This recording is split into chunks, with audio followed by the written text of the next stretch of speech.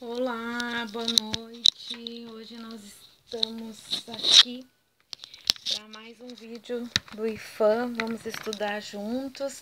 Lembrando que a proposta não necessariamente é fazer aulas, mas compartilhar estudos. Se você está gostando, tem uma dúvida, sugestão, coloca aqui nos seus comentários. Se ainda não é inscrito no canal, se inscreve.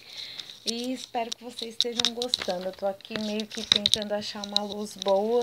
Tá meio escurinho aqui, né? Mas a gente vai conseguir. Bem, o vídeo de hoje é sobre a portaria 420 de 2010. Essa portaria, ela dispõe sobre os procedimentos a serem observados. Ops, desculpa, deixa eu colocar de um jeito aqui mais fácil pra gente. Para a concessão de autorização para a realização de intervenções nos bens públicos, nos bens edificados. Aqui está falando das construções, dos edifícios históricos. O IFAM, como instituição, tem no seu histórico, sempre teve, né, um apelo bem puxado assim para a questão da arquitetura. No seu quadro técnico sempre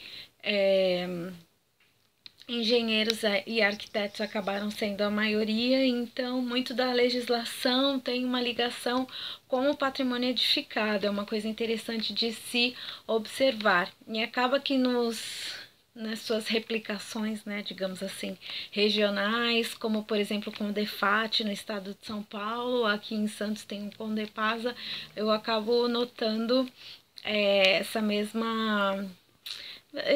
esses mesmos profissionais nos quadros que são ligados a esses órgãos de defesa do patrimônio. Então, aí a gente tem mais uma lei de patrimônio edificado. Ela é ligada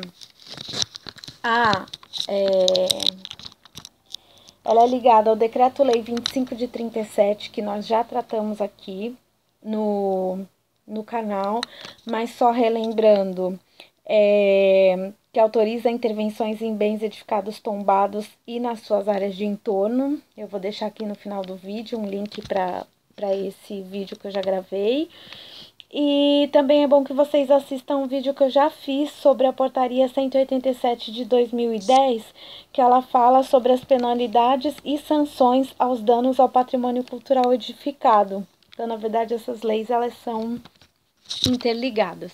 Vamos lá para um entendimento melhor, né, Gente, eu tô incomodada de ver que esse vídeo tá tão escuro pra vocês. Vocês mal estão enxergando a minha cara. Se eu mal tô enxergando a minha cara, imagino vocês. Mas é o espaço que eu tenho aqui hoje e foi o horário que deu pra gravar hoje, então já peço perdão desde já. Vamos lá.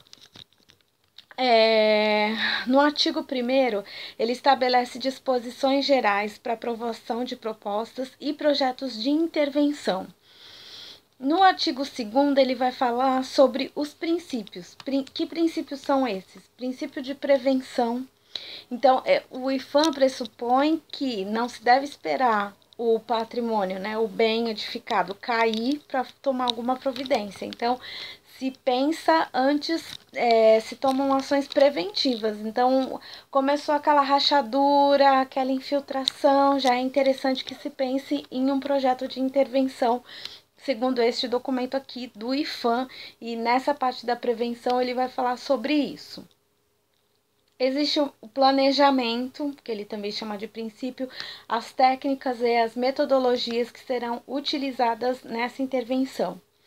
A proporcionalidade, então, corresponder à complexidade da intervenção. Então, assim, se o patrimônio está totalmente destruído, então não vai fazer um projeto de cobrir rachadura ou fazer uma pinturinha. A intervenção tem que ser do tamanho que o bem está precisando. Então, se é preciso uma restauração completa, a proposta tem que ser de restauração completa. Ele fala sobre a fiscalização dos projetos aprovados. E o texto fala também sobre informações. Essas informações são informações ao próprio IFAM, que a pessoa que está responsável pela restauração vai informar o IPHAN sobre o quê?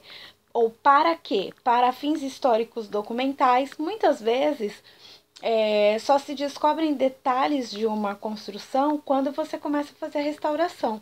Mexeu numa parede, viu que ali atrás tinha escondido uma janela que ninguém tinha percebido. Eu visitei lá em Paraty.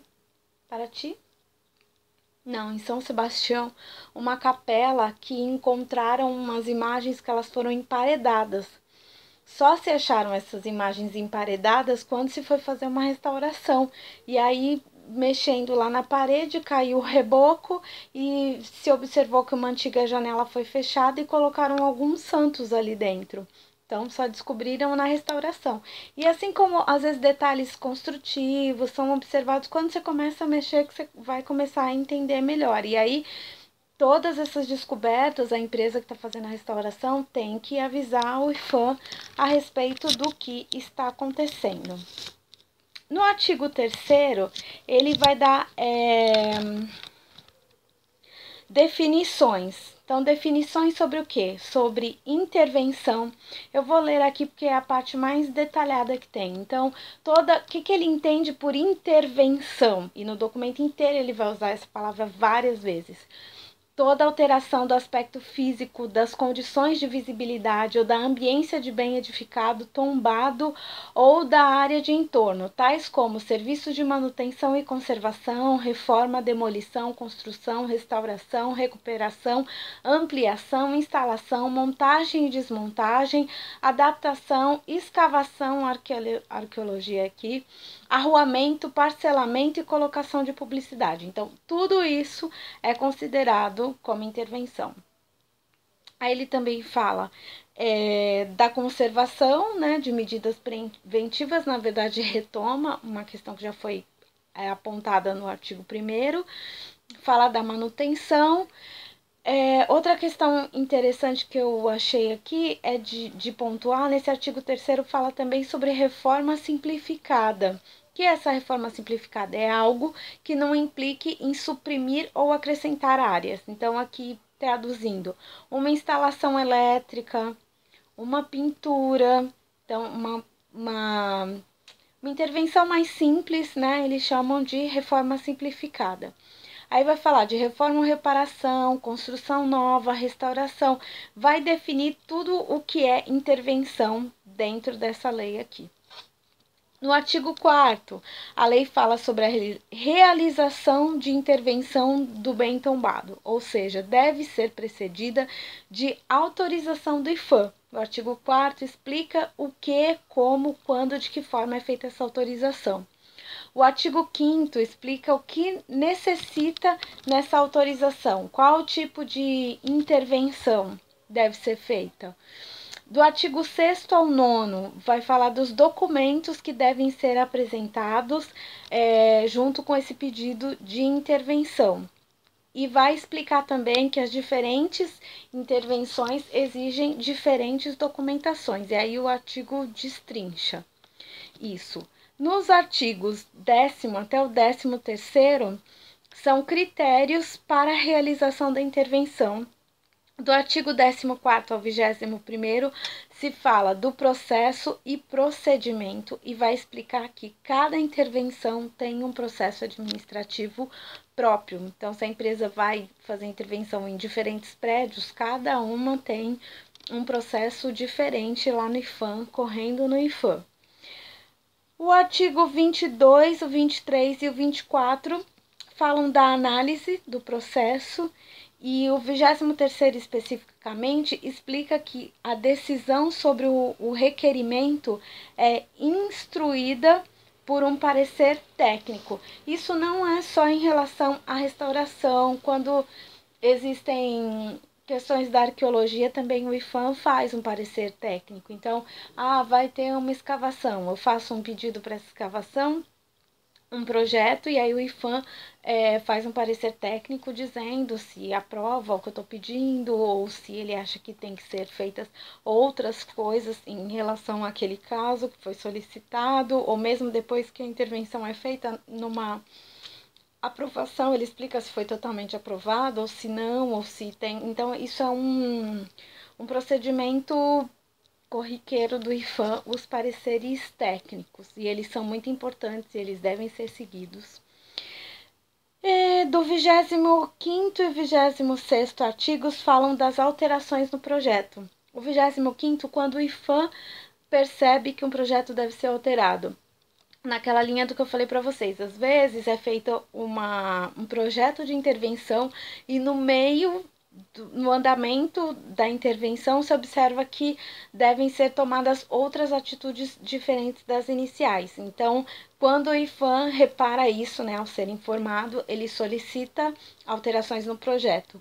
E a 26ª é o contrário, quando a própria empresa que está fazendo a restauração observa algo diferente do projeto inicial e solicita para o IPHAN uma alteração no projeto. No artigo 32º, ele fala sobre a validade da intervenção. Então, quanto tempo, em arqueologia isso também acontece, quanto tempo essa obra tem que demorar, daqui a quanto tempo a empresa tem que renovar esse pedido. Então, o IPHAN fala do tempo aí. E nos artigos finais, das proposições finais, e no final desse documento tem os modelos de ficha para que os pedidos de intervenção sejam feitos. Eu novamente friso, você que está chegando, não é uma aula, é um comentário da lei, é uma divisão daqui de um compartilhar de estudos. Mas se vocês querem uma aula, escrevam aí embaixo. Cris, a gente gostaria que você desse uma aula sobre esse assunto, assim, assim, assim, que muito nos ajuda, o seu comentário, muito nos auxilia. Agradeço a quem já fez esse tipo de comentário aqui no canal. Espero que você esteja gostando, nos acompanhe aí nas nossas redes sociais, se inscreve e até a próxima!